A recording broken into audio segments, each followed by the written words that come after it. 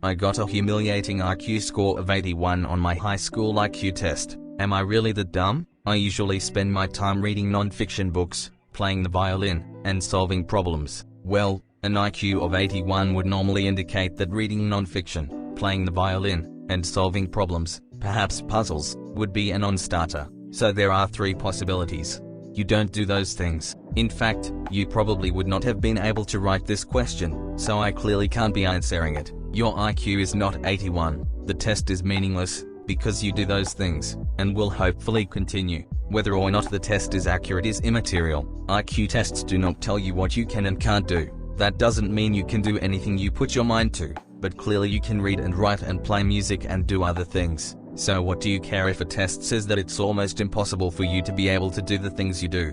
When I'm not recovering from injury, I can run a mile in under 8 minutes. This is not a world speed record, but it's fast enough to make me happy. If a test told me that I could not do that, it wouldn't change the fact that I have done that, so I'd just laugh at the test. Literally don't worry about it at all. I'm a perfect example.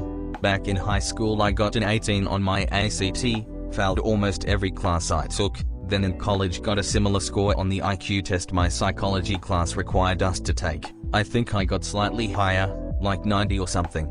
Oh, and also, I didn't get into any of the colleges I applied to, and the only reason I ended up going to the University of Iowa is because my college counselor called in a favor and got me in that way. That being said, I had massive interests outside of the classroom and standardized testing. I toured the world playing the violin, Greece, China, Peru, all over the US. I competed at the highest level in multiple different video games. Now I'm a data scientist and software engineer at Sony.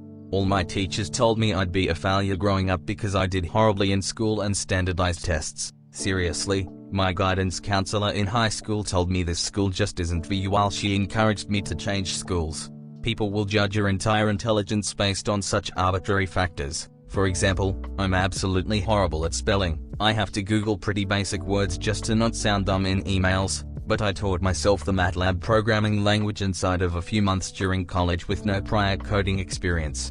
Intelligence is nothing more than a metric we try to use to help understand how to allocate more difficult tasks to the right people in society, because we would never be able to do it by manually meeting each person and trying to determine their intelligence one by one. Outside of that, it's a relatively low-resolution metric in understanding human beings. I'd say that how motivated or interested you are in things is a far better indicator of success down the line than intelligence.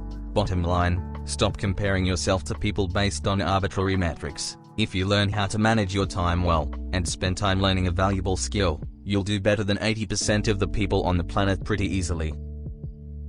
Thank you for watching and listening. Subscribe for more.